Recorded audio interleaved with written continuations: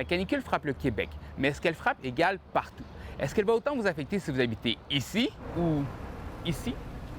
Et ce que les récents rapports sur ces inégalités environnementales nous disent, c'est que les enfants sont particulièrement touchés et que le principal facteur qui différencie ceux qui ont ça de ceux qui ont ça, c'est la richesse. Les quartiers qui ont un plus haut degré de défavorisation socio-économique, on parle par exemple de la Pointe-de-l'Île, Parc Extension, Hochelaga, Maisonneuve, Pointe-Saint-Charles, etc.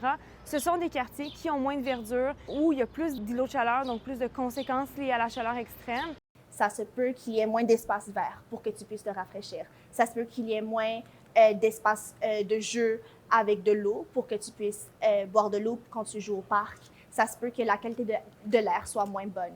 Donc, quand tu es un enfant et que tu joues dehors, tous ces facteurs sont des facteurs qui vont t'affecter sur le plan physique et psychologique. Des familles qui sont plus défavorisées, c'est peut-être pas une option pour eux de déménager dans un quartier où il y a plus de végétation. C'est peut-être pas une option pour eux non plus d'avoir plus de climatisation dans le logement. Selon la Société canadienne de pédiatrie, les tout-petits qui vivent dans des logements qui sont surpeuplés, où il fait très chaud, où il n'y a pas beaucoup d'aération, sont plus à risque d'avoir des problématiques de santé ou même à la rigueur de décès. Mais les inégalités environnementales, c'est pas juste la chaleur, c'est aussi la proximité des parcs, des écoles, des garderies aux sources de pollution comme les usines. On n'a qu'à penser à la fonderie Horn à Rouyn-Noranda, mais aussi aux autoroutes et aux grands boulevards. L'OMS, l'Organisation mondiale de la santé, recommande qu'il n'y ait pas d'école, de garderie, en fait, à 300 mètres de gros boulevards. Puis on sait que les impacts de la pollution atmosphérique commencent dès le plus jeune âge.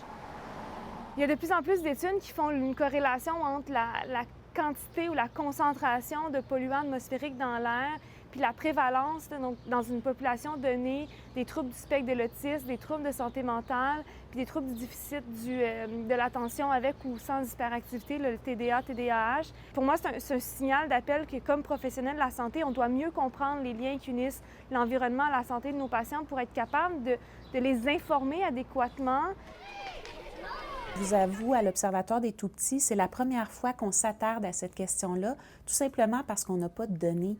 Mais c'est définitivement un enjeu qui mérite d'être plus surveillé, plus documenté et qui doit être considéré quand on pense, par exemple, à comment améliorer des quartiers, comment développer des projets de logements sociaux. Qu'est-ce qui va se passer si on s'en occupe pas?